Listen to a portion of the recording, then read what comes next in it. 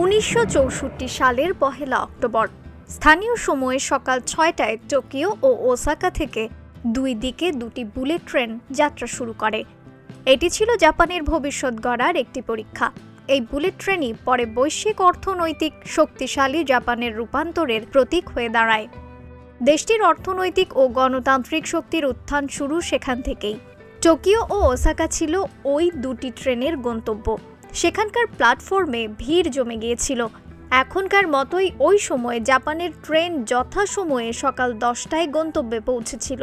320 মাইলের পথ যাত্রীদের আগে যেখানে যেতে 7 ঘন্টা সময় লাগত, সেখানে বুলেট ট্রেনে করে মাত্র 4 ঘন্টায় গন্তব্যে পৌঁছেছিলেন যাত্রীরা।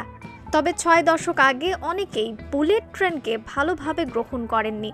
এই রেলপথ গড়তে ভূমি অধিগ্রহণ ঘিরে বিক্ষোভ হয়েছিল। সমালোচকরা বলেছিলেন সমৃদ্ধির যুগে এই ট্রেন হবে ব্যয়বহুল সেকেলে বস্তু, কারণ মানুষ রেলপথের পরিবর্তে আকাশ ও সড়ক পথের ভ্রমণের বিষয়টিকে বেশি গুরুত্ব দেবে। কিন্তু এই বুলেট ট্রেন এখন দেশটির জৌলুস ও দক্ষতার প্রতিশব্দ হয়ে উঠেছে। এই ট্রেনের নেটওয়ার্ক জাপানের গুরুত্বপূর্ণ 4টি দ্বীপের মধ্যে সম্প্রসারিত হয়েছে। এই ট্রেন নেটওয়ার্ক এখন 1800 মাইল বিস্তৃত, যা জাপানের সব গুরুত্বপূর্ণ শহরকে স্পর্শ করেছে। সেখানকার যাত্রীদের ঘন্টায় 200 কিলোমিটার গতিতে তাদের গন্তব্যে পৌঁছে দিচ্ছে।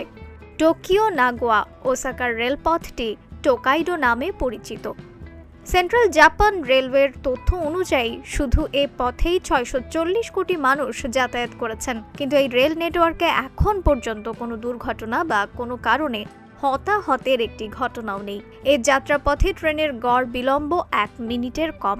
জাপানের এই বুলেট ট্রেনের সেবা শুধু খ্যাতিতেই থেমে থাকেনি। টোকিও ও ওসাকার মধ্যে ভ্রমণ পথের সময় 2 ঘন্টা 22 মিনিটে নামিয়ে এনেছে।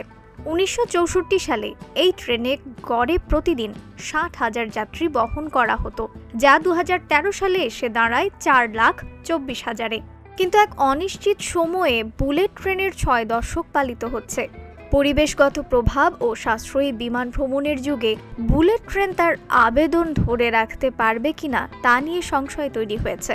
রেলওয়ে কর্মকর্তারা বলেছেন যে এলাকা দিয়ে রেলপথ পরিকল্পনা করা হয়েছে, সেখানে অনেক এলাকায় নরম ভূপৃষ্ঠের কারণে নির্মাণ কাজে দেরি হতে পারে।